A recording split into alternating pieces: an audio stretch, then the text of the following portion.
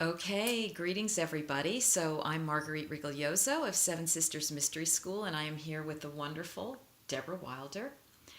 As many of you know, I have been on starting my writing pilgrimage around the country as of April 1st, and my first official port of call is with Deborah Wilder and Lloyd Barde at their beautiful home in Ashland, Oregon. And yeah, just making ourselves a little straighter there.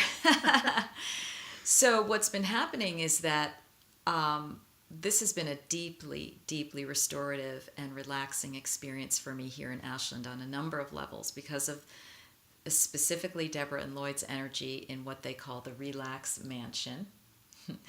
And then in Ashland in general. So the point today is that I wanted to bring out some of Deborah's wisdom because she is a former resident of the Bay Area, now living permanently, as permanent can be, because things are always changing here in Ashland. And I have always been struck by Deborah as a wise woman.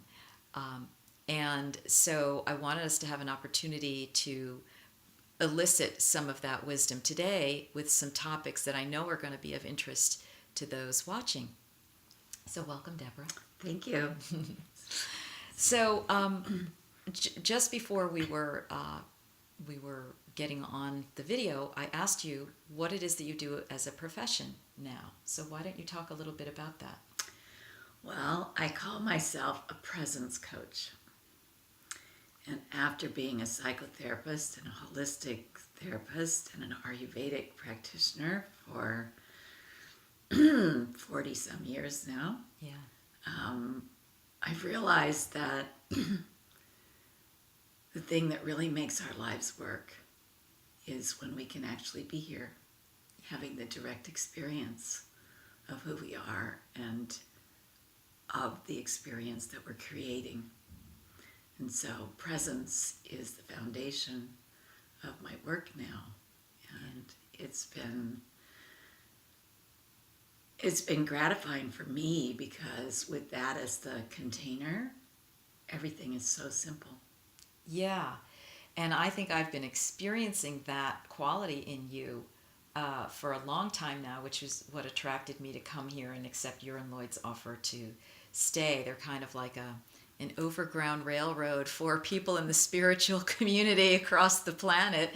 Many interesting people have come here even while I've been staying. So let's talk a little bit about this because one of the key things that I've been finding on this pilgrimage as you and I have been chatting is the whole idea of relaxing into life and how frazzled and frayed we are most of the time.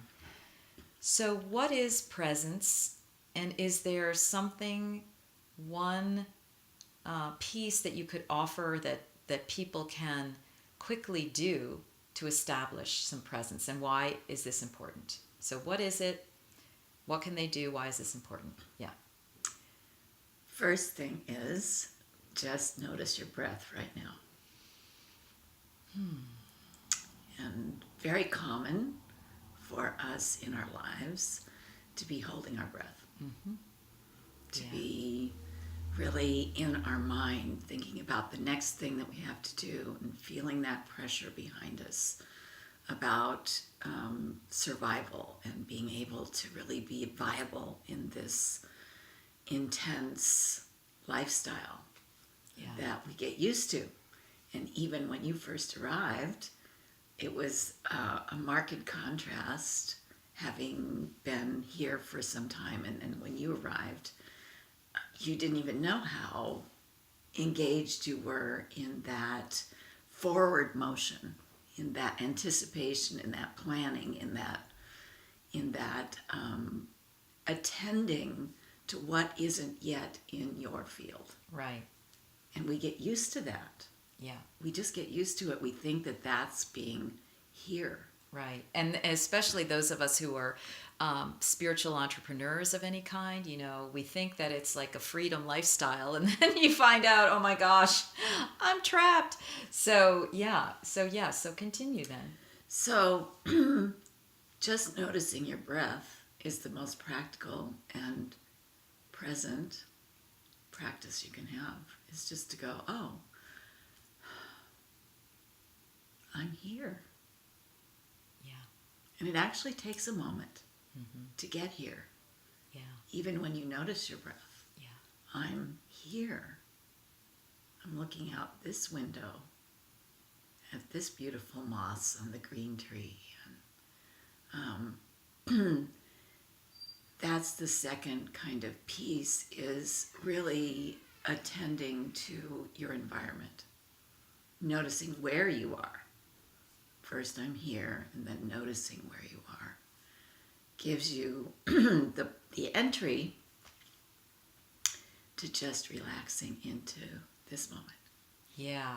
That's reminding me that when I was preparing for the writing pilgrimage, I had a dream that I was driving to all these different places, sometimes long distances of 9-hour days. And I got to my destination and I realized that I didn't even know where I had been. Uh-huh. Like I had been out of my body or hovering or not paying attention or just listening to music and in the astral plane or talking to people on the phone. And so that was a warning or a little notification to me that, look, part of this pilgrimage is for you to feel Mother Earth underneath your feet or your wheels and attend to her and her different resonances. And for that, you do have to be present and you do have to be paying attention to your surroundings. And this is like a whole different detox.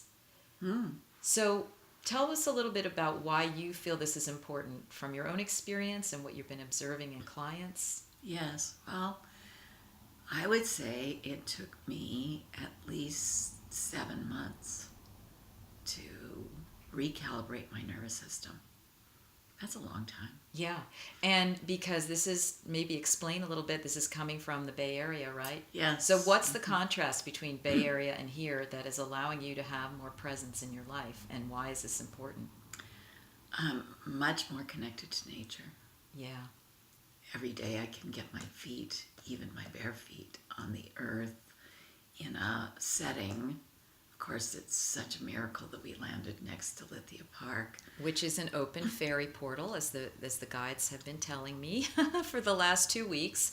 Right across the way, we can see it, and it is where the two worlds converge. Our 3D human world and the she or fairy world. There's a melding, a blending of those two realms that's very marked. Yes, I think there's something about the quality of the ancientness of the environment. It's not just a manicured landscape, but it actually has that quality of being deeply rooted and also so interconnected. There's so many different kinds of plants and trees and flowers and the creek coming through. And there's something really not just cleansing, but there's something in being in that rhythm that calls up a forgotten part of myself. Yeah. That knows how to just be in, to be part of, to land in this moment without all these thoughts about what's next. Yeah. And it the day that I fell asleep on the park bench and I woke up and I realized I'm finally here. And that took months. Months, yes. To really get your whole entire energy body, mind, body, spirit, DNA here. And so why do you think this is important for yourself and for others at this time especially? Well, one quality I notice about being here in myself and with the people that I interact is that in this deeper connection with nature and this more relaxed pace, our main street in town is 25 miles an hour. And they're serious. I mean, and the thing is, I don't even want to drive faster than that. Yeah, it's funny. I can tell I start getting into the stress zone the minute it goes to like 26 miles per hour. I've just been noticing this over the last 2 weeks, and just think how fast we drive everywhere, especially, in the San Francisco Bay Area where we just came from. Yes. Yes. So that's one thing. As you slow down into a different rhythm, there's a different quality of connection. Yes. Because you're more in your body. You have time to actually chat. Yes. When you encounter someone on the street or in the store, there's not this tension of, I can't really talk to you right now because I have too much to do. Yeah. There's this sense of, gee, it's so great to see you. And let's just see what's happening right now. So one quality that's very prevalent here, and I find this even when I'm meeting brand new people, is an aspect of gratitude. There is so much gratitude in being able to live in a place where the people are friendly, the pace is slower, the nature is ever present, and something about the creative engagement in that removes that sense of competition. And let's talk about this. Okay. Let's talk about this sense of competition, because this has been a really striking realization of mine as I was getting ready for this pilgrimage and now being here and sort of unplugging and detaching from some of the elements and energies and, in my own business and in this extended community. Right. The competition factor, and the competition factor in the spiritual entrepreneurship community. Let's chat about that. Maybe offer some of your ideas about that.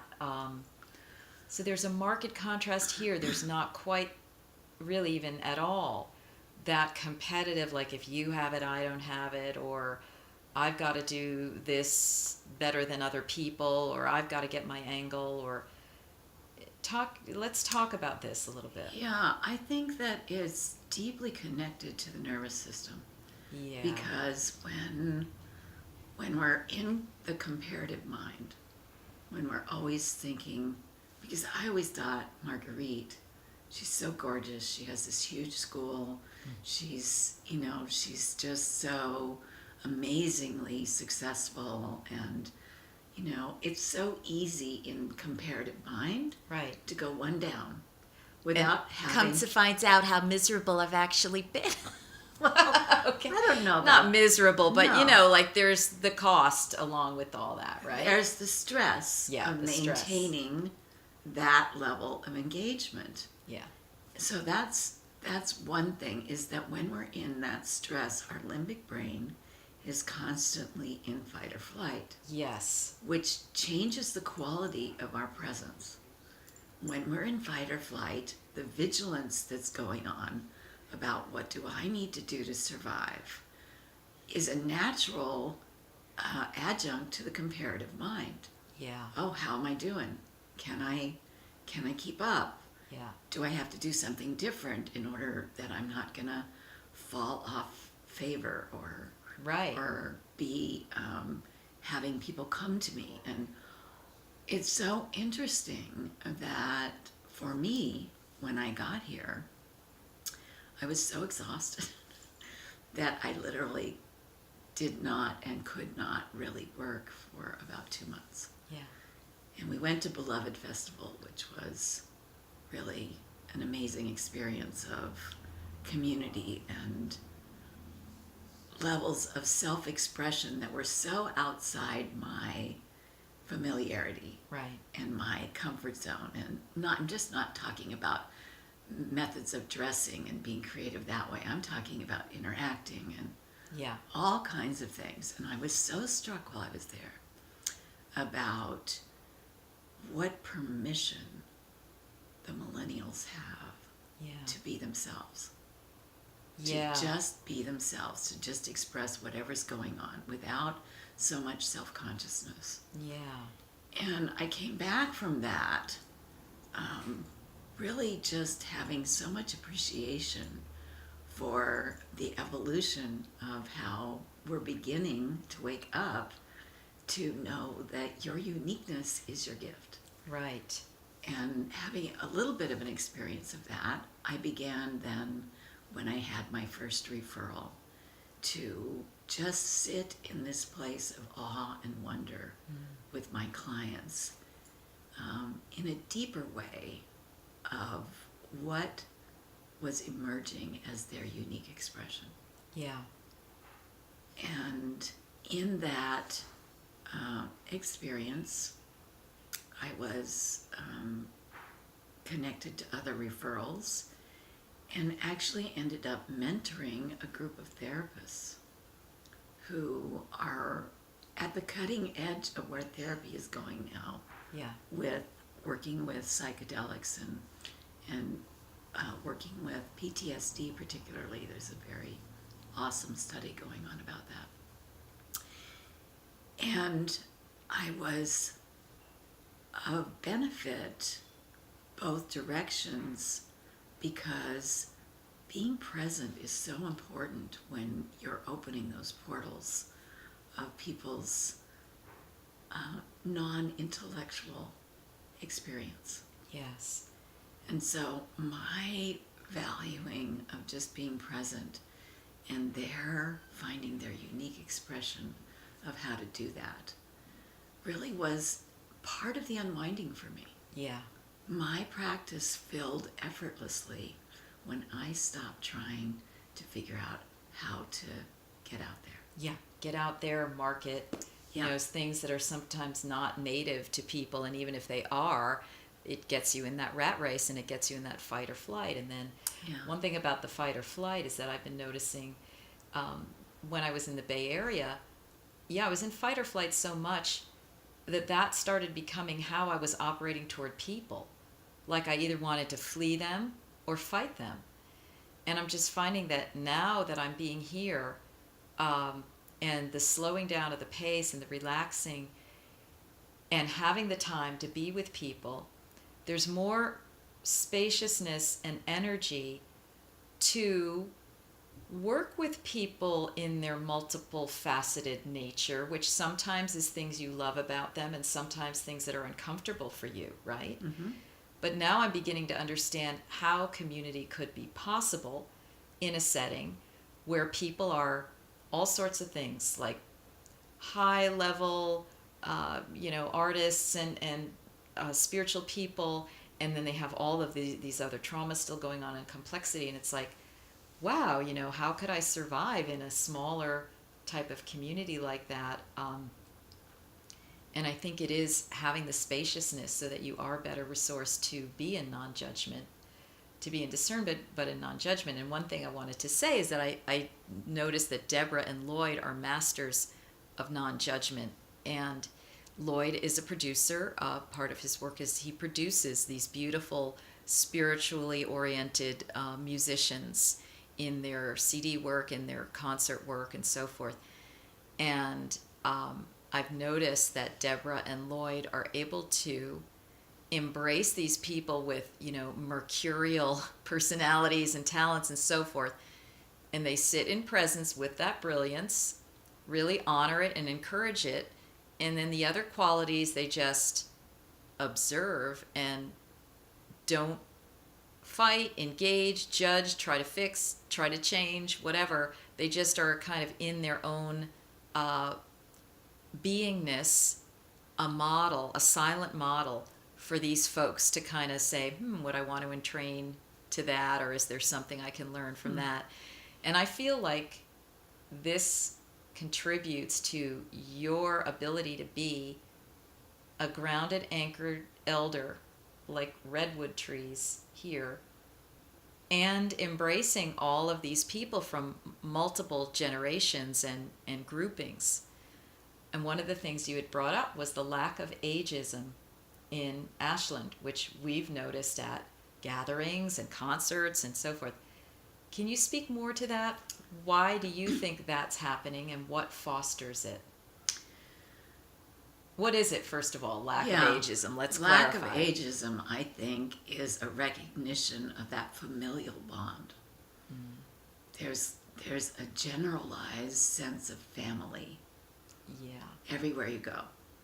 because that engagement in the fight or flight is so much lessened. Yeah. And so wherever you go, there's curiosity about, well, who are you? And I can't tell you how many people, when we first came here, would say to us, welcome home. I mean, I was stunned by that kind of inclusion, recognition. Right. And it still it happened to me the other night at that concert. This woman that I met, I said, how long have you been here?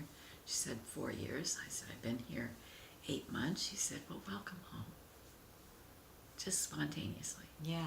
And I think And this is not just an in the moment, I'm going to just say something nice. It's kind of like a theme and a flow that happens. We are not the, Move to Ashland committee. We're just saying this is an example because there's apparently limited housing right now. But we're just saying this is an example of when you tune into nature, number one, in your location, then it gives you an expansiveness that allows you to be able to create a kind of community like this, and then you can go from there. Versus cities that have buildings and trees chopped down and large swaths where there's no nature energy. Well, it's also the proximity of the population. Yes. There is more space here. Yeah, literal. And the Wi-Fi isn't like constantly in every single, Yeah. There's less traffic. There's less urban, pressure. And one of the reasons I wanted to move here is because the first experience I had of being in a big gathering, there were all of these children who kind of had their little tribe going. They were like 4 and 5 years old. And they were wandering around, free to express, free to explore, and everyone watched out for them as a collective without interfering with their freedom. And this is the village that it takes to raise children, right? I said to Lloyd, I'm having an experience of the new earth, and this is where I want to be. This is how children ought to be treated. This is how I wish all children could feel, that they go someplace, they get to hook up with their little friends, and they can dance in front of the stage, or they can even come onto the stage, as Anjali did the other night with Ayla Nerio, and sing the songs together, and be really included, not as a possessive management aspect, but as an individual who's being recognized for who they are, even at this very young age. Yes. And I think that contributes to why there's not ageism, because there are a lot of elderly people here. A lot of people come here to retire. The theater scene and the music scene, Shakespeare and Festival, the incredible program that SOU has for learning. I mean, you can go to any number of classes for Oregon University. Yes. Very little money on the senior program. So there's a lot of elderly people. There are a lot of young people. There are a lot of college students, of course, and there are a lot of the middle age group. It's very evenly distributed. But I think that collective sense of family, of we are a community, like at Thanksgiving, when it's Thanksgiving and Halloween are the big holidays here, where 5,000 people come marching down the street in their costumes. Wow. And they're sharing that this is a celebration time. And everyone gathers in the plaza where the local high school drum corps is doing lots of beats and people are dancing around, and it's really very friendly and lots of laughter, and everyone gathers while Santa goes up onto the balcony at the restaurant on the edge of the plaza, and together the whole community, like 3 blocks long up the street and in the plaza, count down 10, 9, 8. And at 1, Santa flips the switch and the entire 6 blocks lights up with Christmas lights. And that kind of magic, Right. that kind of small town scene, that Yeah. kind of sense of belonging, which is where I think the sense of gratitude comes from. Yeah. That then really upholds this sense of connection, to belong to a community. Yeah. The belonging. It's like Whoville. It is, Which is what Dr. Seuss was telling us. He was telling us about fairy and she reality, and this is what's happening here. It's a fairyland. It is what the new earth could be, if people would gather, connect with nature, and then connect with one another. So again, this can happen anywhere, and it doesn't have to be like these special little cities. This just happens to be a bit of a model, but we are encouraging people to create their own Whovilles, their own fairylands, wherever. One thing that was amazing, along with this, the children and the lack of ageism, I've been to, 3 concerts now. At each one, again, these children are prancing around over a 3 or 4 hour period, okay? Not one screaming or crying episode. Not one acting out where the parents had to restrict and then the child is all angry and shamed. None of the infants were crying, okay? And this was music that was loud, but it was soothing. It was like spiritual music. One man, total she being, with his long hair, his beard, I'm guessing early, mid-30s, had this little baby. I don't know if she was 4 months old. The entire time he had her like this, just rocking her, rocking her, rocking her. The child did not fidget, cry, or anything the entire time. They went home without a hitch. It was no like, oh, we better get the kids home now. It was, they were all safe, safely held in the energy. There was no acting out whatsoever. And I thought, okay, this is definitely a model for how we want to have non-traumatized children. Yeah. Right? And a happy environment where they can be running around, and the elders are not going to be like, oh my God, now we're going to have to deal with screaming. No, you're not going to. You're just going to have to deal with them being happy, prancing around, and self-regulating. They even know when to go on stage and when not. Like they can be little. They have a sense, right?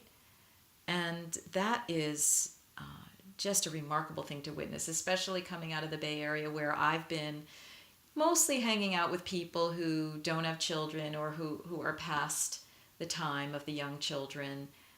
So I'm not around a lot of these environments, but when the children do come in, they inevitably cry. They have to be taken out, and this is just a whole different thing. Yeah, it's striking. I think it also has to do with being received. Yeah.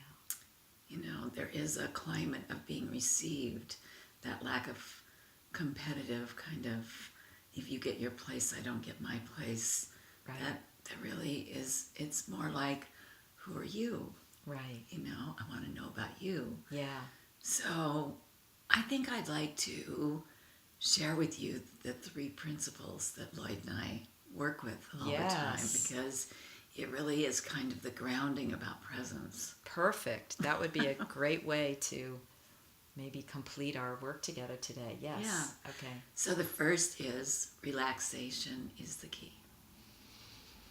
If you can't relax, if there's not an opportunity for you to have a deep breath and to know that everything is okay right now, this moment, everything is okay. If you can't relax, you really can't be open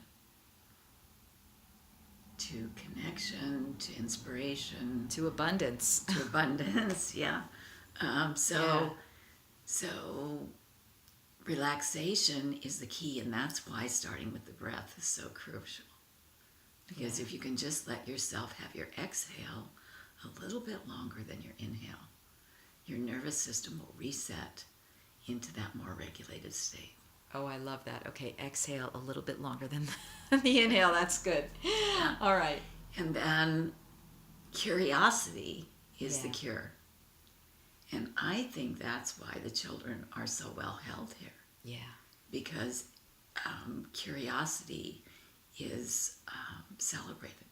Yes. And curiosity is kind of the underlying shared existence. Yeah. Is I'm curious. I'm curious about what's going on. I'm curious about you. Right. Curiosity is not trying to manage anything. Right. It's without control. It's open. You can't get to curiosity unless you're relaxed. Yes. So relaxation is the key.